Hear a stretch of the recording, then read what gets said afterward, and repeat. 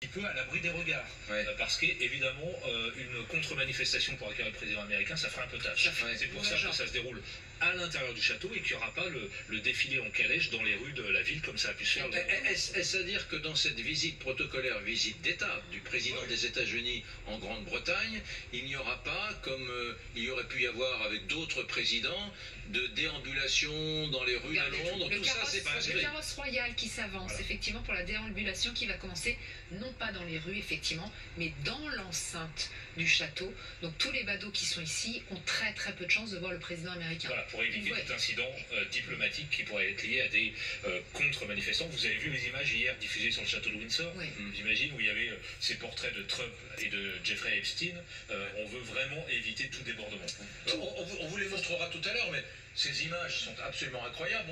On va rester sur le direct là parce qu'il va se passer des choses, mais c'est absolument saisissant. On a projeté un peu comme dans un son et lumière qu'on voit l'été quand on se promène dans les vieilles villes de France, là, quand il y a des châteaux, des églises magnifiques, on projette des images sur les façades, et là on avait finalement projeté le dossier Trump, Epstein, avec tous les éléments visuels, les vidéos, les éléments, les papiers, les documents surlignés avec un stabilo, tout était projeté sur une tour du château de Windsor hier soir. Avec cette vidéo qu'on a certainement tous vue, où on voit Donald Trump et Epstein en train de rire et regarder des jeunes filles dans une soirée, et ils ont l'air de bien s'amuser. C'était ça qu'il y avait en effet sur la tour du château de Windsor. Il y a eu d'autres arrestations ce matin, je regardais un petit peu, parce que sur une camionnette, de la même façon, il y avait la photo de Epstein avec Donald Trump qui avait été affichée. Il y a donc eu des arrestations. Et puis il faut savoir quand même que l'ambassadeur britannique à Washington, il y a quelques jours, a été démissionné parce que lui-même, il s'appelle Mandelson, est dans le dossier Epstein, c'est-à-dire que lui-même manifestement avait entretenu une correspondance très soutenue, était un très bon ami d'Epstein.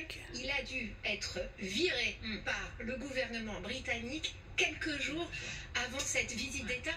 Autant dire que le timing, n'était pas excellent. Alex Taylor, j'espère que la liaison a été totalement rétablie, là encore pour commenter ces images avec le carrosse royal qui s'est avancé devant le château de Windsor, et donc on a vu le roi Charles III avec son épouse Camilla pénétrer à l'intérieur en compagnie de Donald Trump et Melania Trump.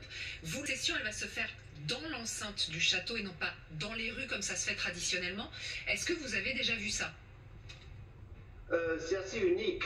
En effet, il faut vraiment soigner Donald Trump. On a un peu l'impression que toute la journée a été faite pour lui faire plaisir avant de discuter un peu plus business demain.